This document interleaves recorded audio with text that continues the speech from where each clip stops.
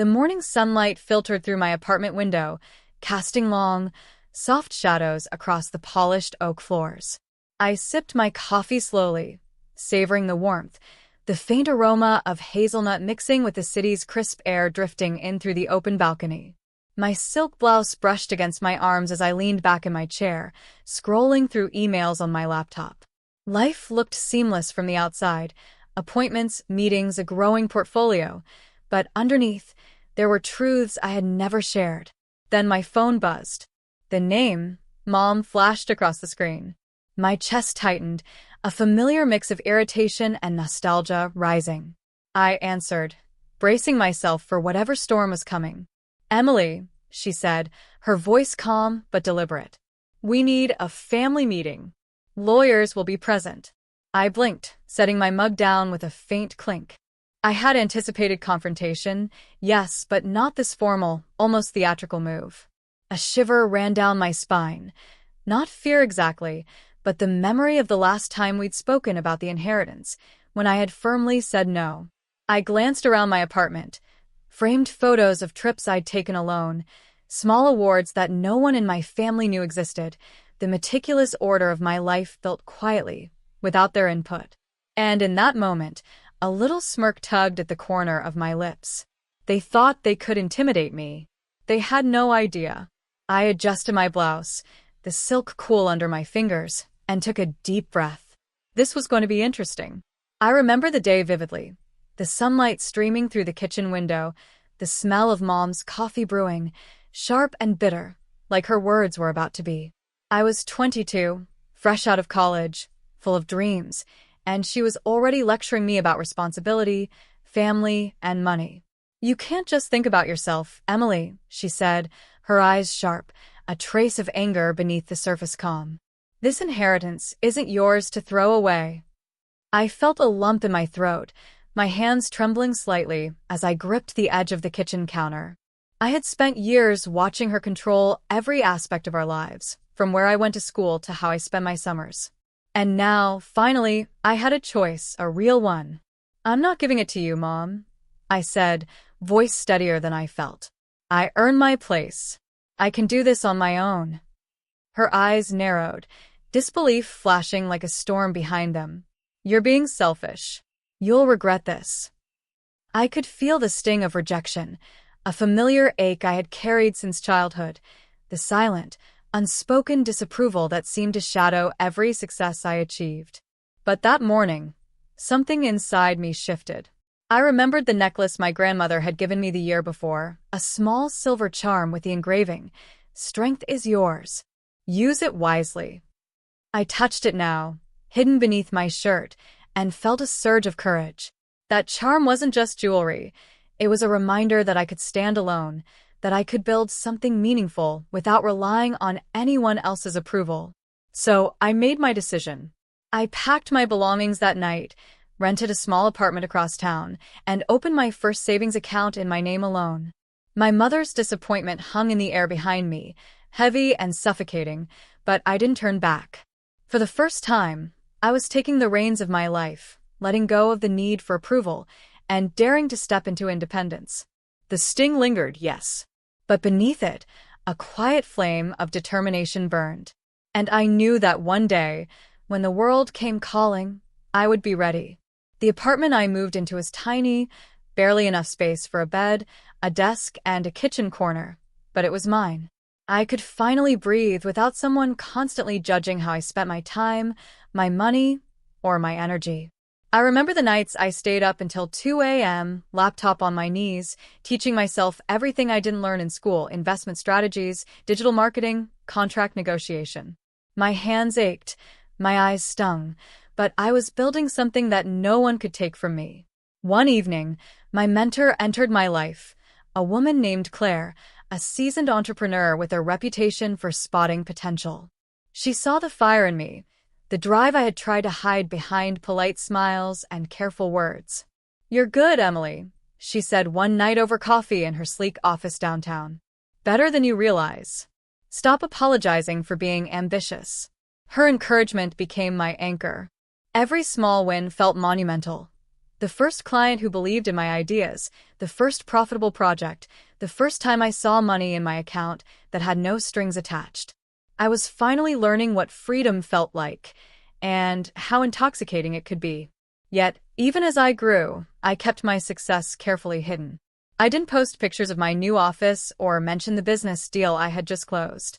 My family saw only the updates I allowed, vague messages, modest posts, nothing that would hint at the empire I was quietly building. The thought of them thinking they could ever control or belittle me again fueled me more than anything else. There were moments of doubt, of course. I questioned my decisions, my abilities, sometimes wondering if I had overstepped by refusing my mother's demands. But each time, I'd touch the silver charm my grandmother gave me, still dangling on a thin chain around my neck, and remind myself that this was my journey, my life. I had earned every bit of this independence, and I was going to see it through, alone if I had to. I began hiring small teams, finding people who shared my vision and ethics, people who believed in collaboration over hierarchy. My project started to flourish. What began as a side hustle now demanded full attention. Clients trusted me, colleagues respected me, and slowly, I began to understand the power of quiet persistence. Through it all, I felt a strange exhilaration. The kind only comes from realizing that you're not just surviving, you're thriving. And the secret thrill of knowing that my mother, the one who had tried to manipulate me, had no idea of the life I was building, made each step even sweeter. I was no longer the young, anxious girl in her kitchen, heart racing as she refused her mother's demands. I was a woman shaping her destiny on her own terms, and nothing could derail the momentum I had painstakingly created. The knock at my door was deliberate, polite, but firm. I already knew who it was, my mother, flanked by her lawyers, all primed for the scene they had imagined. I opened the door, my apartment looking exactly as it always had, tidy, minimal, calm. But they had no idea what waited beyond the surface. "Emily," Mom said, her tone controlled, the kind of calm that thinly veiled anger. "We're here to discuss the inheritance." I stepped aside, gesturing for them to enter. "Of course, come in." My voice was soft, almost casual, but beneath it, there was steel. They walked in, scanning the room as if trying to find signs of struggle, failure, proof that I had made the wrong decision. I could feel the tension in the air, the unspoken anticipation. Then I led them through the hallway into what they thought was a modest living space. "Emily," my mother began, doubt creeping into her voice. This isn't what I expected." I smiled politely. "You haven't seen everything yet." I pressed a button, and a sliding wall panel revealed my office. Elegant, professional, and undeniably successful. Expensive art adorned the walls, sleek desks lined with top-of-the-line tech, awards from clients and organizations I had quietly partnered with. A subtle aroma of polished wood and fresh flowers filled the air. Every detail told a story of careful planning, long nights, and relentless dedication. The lawyers whispered among themselves, their faces registering disbelief. My mother's hand instinctively went to her mouth, eyes widening. "This is yours?" she asked, almost inaudibly. I took a slow, deliberate step forward. "Yes." "All of it. Every project, every client, every decision. This is my life, built from the ground up. Without anyone dictating my choices, without anyone expecting me to hand over control." I watched the realization wash over them. The disbelief, the shame, the guilt of underestimating me. "I'm fully aware of the inheritance you wanted me to give you," I continued, my voice calm but unwavering. "And I chose not to. Not because I didn't love you, but because love doesn't mean surrendering your life to someone else's expectations. I wanted to prove that I could create my own path, that I could succeed on my own terms." Mom looked as though she wanted to speak, to argue, but the words faltered. Her lawyers exchanged glances, scribbling notes, perhaps realizing that any legal maneuvering would be secondary to the personal revelation in front of them. I gestured to my office, my life displayed proudly before them. "I don't need anyone's approval to define who I am." "And this," I said, tapping the silver charm around my neck, is a reminder that strength is mine. Mine to nurture, mine to wield. They were stunned, frozen, the room heavy with emotion. Pride, shock, disappointment, and something else, respect, reluctant but undeniable. I could see it flicker in my mother's eyes, the acknowledgement that perhaps I had been right all along.